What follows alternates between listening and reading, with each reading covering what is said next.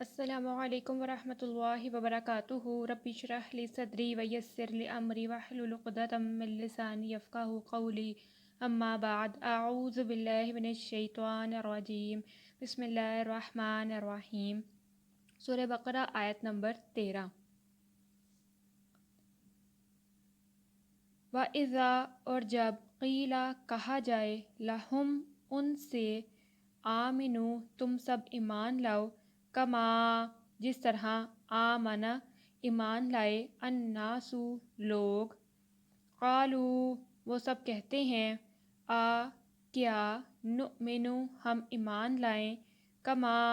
جس طرح آمنا ایمان لائے صفحاء بے وقوف الا خبردار انہم بے شک وہ سب ہم الصفحاء ہی بے وقوف ہیں اور لیکن لا یعلمون نہیں وہ سب جانتے۔ اور جب ان سے کہا جاتا ہے کہ ایمان لاؤ جیسے اور لوگ ایمان لائے ہیں تو وہ کہتے ہیں کیا ہم ایمان لائیں جیسے بے وقوف ایمان لائیں، خبردار بے شک وہی بے وقوف ہیں لیکن وہ نہیں جانتے۔ یہاں پہ منافقین کی ہی بات کی جا رہی ہے کہ جب ان کو دین کی دعوت دی جاتی اور ان کو کہا جاتا کہ تم لوگ ایمان لے آؤ تو تب پھر وہ ان کا مذاق اڑاتے، وہ ان کی باتوں پر یقین نہ کرتے کہ صحابہ کرام نبی کریم صلی اللہ علیہ وآلہ وسلم کہ یہ لوگ اپنی طرف سے نعوذ باللہ من گھڑت باتیں کر رہے ہیں، اور جو ہمارا عقیدہ اور ہمارا ایمان ہے ہم ہی سچے ہیں، یہ ہم سیدھے راستے پہ ہیں۔ وہ لوگ کہتے تھے بلکہ یہ گمراہی کے راستے پر ہیں۔ ان کو دعوت دی جاتی کہ وہ قرآن مجید پر، اللہ تعالیٰ پر، اللہ کے رسول صلی اللہ علیہ وسلم پر، الہامی کتاب پر، آخرت پر، ان تمام چیزوں پر ایمان لائیں۔ تو وقتی طور پر تو منافقین کی خوبی یہی تھی کہ وقتی طور پہ ان کے سامنے وہ کہتے کہ ہاں ہم نے مان لیا، ہم نے اقرار کر لیا، ہم نے اسلام قبول کر لیا، ہم ان چیزوں پر ایمان لاتے ہیں، لیکن اصل میں پھر وہ ان کو دھوکہ دے رہے تھے اور وہ کہتے تھے کہ یہ تو بے وقوف ہیں، ان کے لیے بے وقوف کا لفظ استعمال کرتے تھے۔ تو ان کی تردید کرتے ہوئے اللہ تعالیٰ نے فرمایا کہ خبردار یہی لوگ بے وقوف ہیں، یعنی کہ منافق خود بے وقوف ہیں لیکن وہ نہیں جانتے۔ ایسے لوگوں پر اللہ تعالیٰ نے لعنت فرمائی ہے، یعنی کہ منافق وہ جس کا ظاہر و باطن یکساں نہ ہو،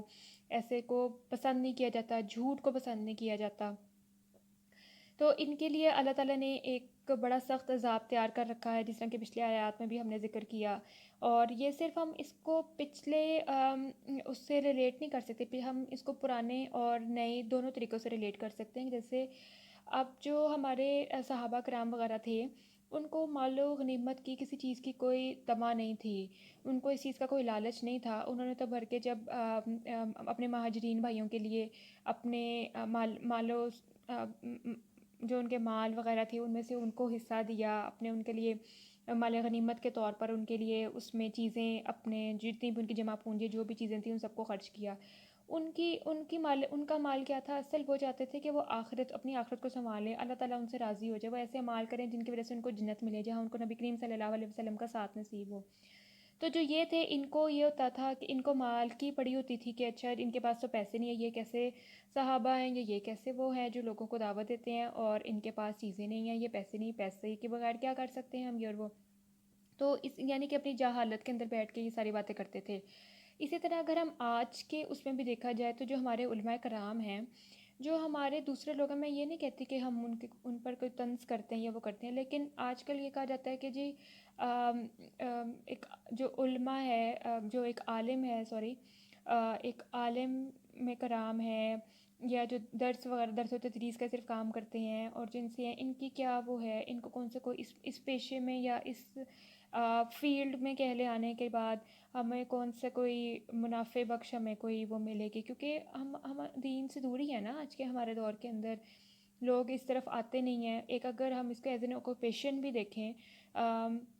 بہت سارے جو لوگ ہیں جو حافظ قرآن ہیں یا جن کو دین کی عقل سمجھ اور فہم ہے، بہت تو بڑے بڑے اسکالرس تو ہیں، ٹھیک ہے، تو جن کو لوگ فالو بھی کرتے ہیں، سنتے ہیں، لیکن جو اب ایک مسجد میں بیٹھنے والا ہے جو وہ سب کچھ کرتا ہے تو اس کا سورس آف انکم کوئی نہیں آتا، نہ ہی لوگ، ٹھیک ہے قاری صاحب ہو گئے ان کو لوگ پڑھانے کے پیسے دے دیے وہ، لیکن جو دوسرے فیلڈ میں لے کے لوگ آج دنیا ترقی کر رہی ہے اس لحاظ سے نا پھر ان لوگوں کے بارے میں یہ کہا جاتا ہے کہ اچھا ان کی پھر گزر بسر کیسے ہوتا ہوگا، ٹھیک ہے گزارنے لائق ہو جاتا ہے لیکن اس کے ساتھ ساتھ ان کو کوئی اور کام بھی کرنا چاہیے، یہ بھی کرنا چاہیے. جیسے جبکہ جو یہ لوگ ہوتے ہیں نا ان کو مال کی تو کوئی طمع نہیں ہوتی, ان کو بس اپنی آخرت سنوارنے کی ہوتی ہے, اور اللہ تعالیٰ ان کے اسی رزق میں اتنی برکت عطا کرتا ہے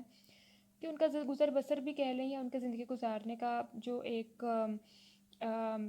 پیسوں کی ان کو اللہ تعالیٰ کبھی شاید کمی نہیں ہونے دیتا, اور ان کی روزگار کا سلسلہ جاری ساری رہتا ہے. بہرحال پیسہ معنی نہیں رکھتا, پیسہ تو صرف آنے جانے والی چیز ہے, اور یہ کہ دنیاوی چیز ہے, بلکہ جبکہ جو یہ لوگ یہ کام کرتے ہیں یہ ان کی ایک آخرت کا سامان اکٹھا ہوتا ہے, ان کو جنت میں لے جانے کا سامان اکٹھا یہ لوگ کر رہے ہوتے ہیں, اللہ کو راضی کرنے کا سامان اکٹھا کر رہے ہوتے ہیں. کچھ کر سکتے دیکھیں آپ ایسے بھی ہوتے ہیں جو بغیر فیس کے بچوں کو پڑھاتے ہیں, یا جو اس طرح کے لیکچرز وغیرہ دینے کے لیے آتے ہیں اسکالرز. جو بڑے بڑے اسکالرز ہیں مے بی وہ تو پیڈ لیتے ہوں گے سیمینارز اور اس طرح کی چیزیں کنڈکٹ کرنے کے, لیکن جس طرح ایک محلے میں جو ایک مسجد ہے اس میں جو مولوی بیٹھے ہیں اس کی کتنی کو سیلری ہوگی ہے, کتنا کچھ ہوگا. سو اس طرح کے جو لوگ ہوتے ہیں ان کے لیے اللہ تعالیٰ نے بڑا اجر و ثواب تیار کر کے رکھا ہے, جو دنیا کے مال کے پیچھے آج کے بھی اس دور میں نہیں بھاگ رہے بلکہ اپنی ان کو آخرت کی پڑی ہوئی ہے. تو اللہ تعالیٰ ہم سب کو نیکی کی ہدایت دے, ہمیں نیکیاں کرنے کی توفیق عطا کرائے, ہمیں دین کو سمجھنے کی, اس پر عمل پیرا ہونے کی, قرآن کو سمجھنے کی توفیق عطا فرمائے, اور ہماری مشکلات کو آسان فرمائے. آمین ثم آمین. ربنا تقبل منا انک انت السمیع العلیم برحمتک یا ارحم الراحمین. سبحان ربک رب العزة عما یصفون وسلام علی المرسلین والحمد للہ رب العالمین. جزاک اللہ.